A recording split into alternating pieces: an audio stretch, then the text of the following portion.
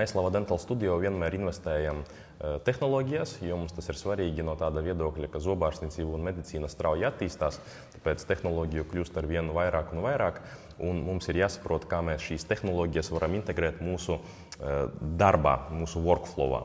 Un tāpēc arī gan zobārsti apmācās mums ikdienā, gan asistenti, administratori, un tikko mēs ar visu komandā bijām Dubajā, vienā no tādas pasaules līderu sanāksmē, kur arī mums prezentēja jaunākās tehnoloģijas, no kā mēs arī daudz ko esam iegādājušies tagad mūsu klīnikā tieši zobārstniecībā. Un viena no tām bija, ka mēs 5 mēnešus atpakaļ mainījām pilnīgi mūsu iekārtas, jaunās zobārstniecības, kur mēs arī veicam šo te ārstēšanu.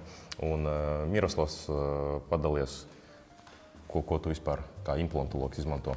Man arī ļoti svarīgi jaunas iekārtas un jaunas tehnoloģijas, jo apmēram digitālais rentgens katru gadu viņš paliek precīzāk bildē, skaistāk, labāk. Es varu redzēt kaulu apjomu labāk, kaulu kvalitāti. Ja? Protams, skeneris.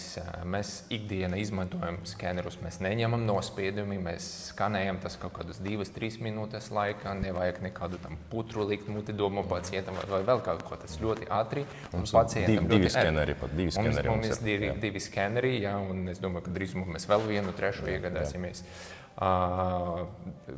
Ar jaunām iekārtām daudz ērtāk strādāt, pacientam ērtāk, ārstam. Mūsu darba efektivitāte uzlabojas, un pacientam tādā veidā mēs varam sniegt to labāko, kas ir mūsdienīgākais, kas ir faktiski arī garants tam, ka smaids būs gan vesels, gan arī kalpos ilgus gadus.